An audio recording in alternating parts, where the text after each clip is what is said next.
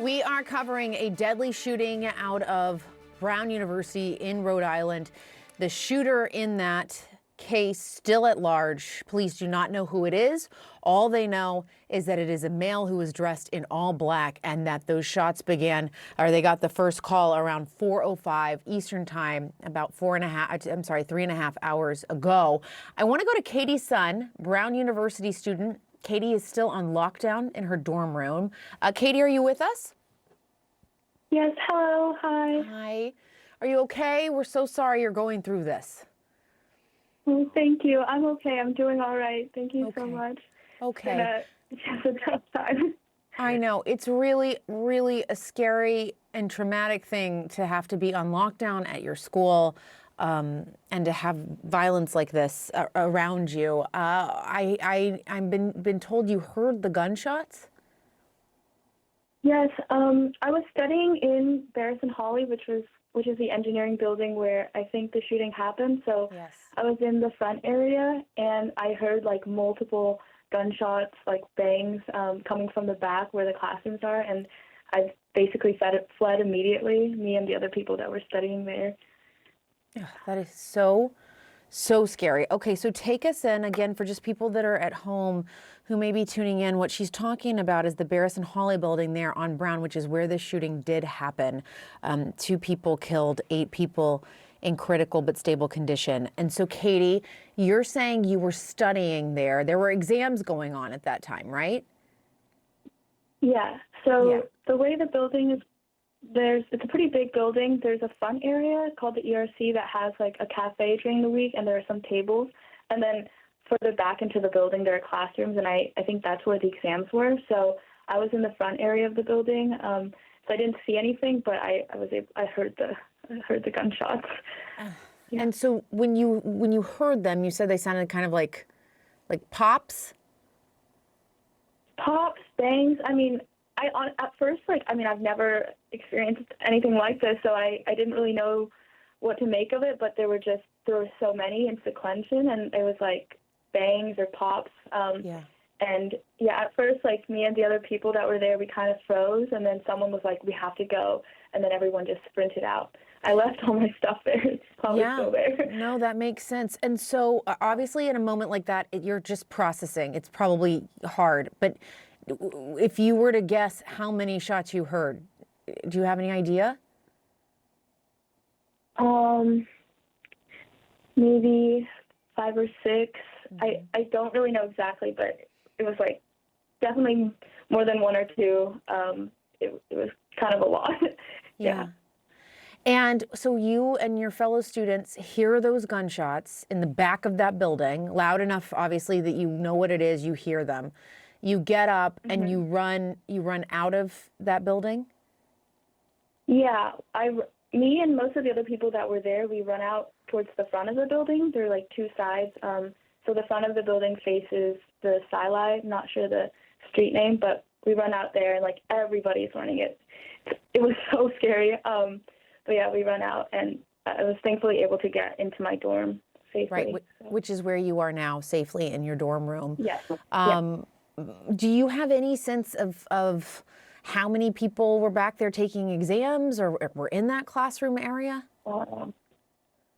That I don't know. I think I personally don't know anyone who is taking an exam in Barrison Hawley, but depending on the class sizes, like that, there's, yeah.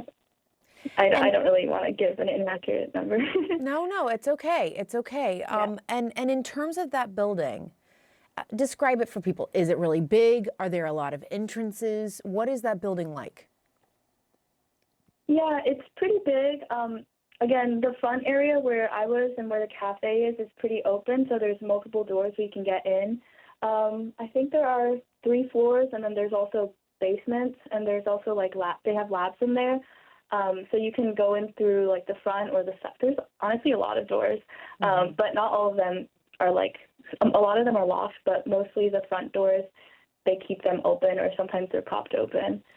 And so that's my other question to you in terms of getting into that building. Do you have to swipe a student ID? Do you just walk in? I think during the weekdays and during daylight hours, they're mostly unlocked. The main doors are unlocked. Um, Sometimes I know late at night I like to go study there, and students will keep a chair to prop it open, although I think that definitely won't be happening anymore. Yeah. Yeah. Did you So swipe yeah, in you don't really need today? to swipe. No, I just walked in. You Yeah, just it was walked in. open. So, okay, so Yeah. anybody could have walked in, at least in the door you went in. Yes, yeah. Okay. And so now you're there in your dorm room. Have you been told anything beyond just stay on lockdown? That's all, like, officially from the school. We're just told to stay on lockdown. I've been told that they still haven't found anyone, so trying not to go out and trying to stay safe is the main goal. Yes, that is the main goal. And Yeah. listen, that sounds like exactly what you should be doing based on all of law enforcement is to stay in. Have you, are people, how are your dorm mates reacting to all of this? Well, my suite mates are actually not back yet. They're all, like, locked down in different areas. I think some are at the gym. Some of my suite mates and friends, they're still locked down in where they had their final, actually, like a different dorm on campus, which I feel pretty bad for them about. So my friends are kind of scattered all over, wherever they can find somewhere Yeah. safe. Yeah, I had another friend who was also in the building, but she was in a conference room on the second floor, and she had to barricade herself in there until the police were able to get them out. But that's definitely even more scary than what I experienced, I think. Yeah, it's very, and so police been a were very- able to clear her where she was in that building. Yeah, they had, at least what she told me was they had barricaded themselves in there, and then eventually police came and then they got them out, Okay. which was good. Okay, so it just sounds like, again, just kind of recapping what you're saying here. You were in the building where the shooting happened, which is described as kind of being a little bit on the edge of campus, around by like a residential area, and you were studying in the front area that's kind of open. There were classrooms in the back. And while you're studying, you didn't swipe to go in. Anybody could have walked in that front door. It was open. And while you're studying, you heard at least 5 or 6 gunshots, and that's when you guys ran. Yes, yeah, exactly. Wow, So that is- surreal. I mean, it's horrible. I just can't believe it. I know. I'm sure you're in a state of shock. It is a shocking, terrifying thing to have to experience, and probably doesn't even make sense at the time when you're hearing it. Like you said, I think it's, you freeze and then you react. But we're really glad you're okay, Katie. And I hope that your friends are also okay, and that you can just stay safe there in your dorm room, and hopefully they catch this person very, very soon. Thank you so much. I really appreciate that. All right. Thank you, Katie. We appreciate you.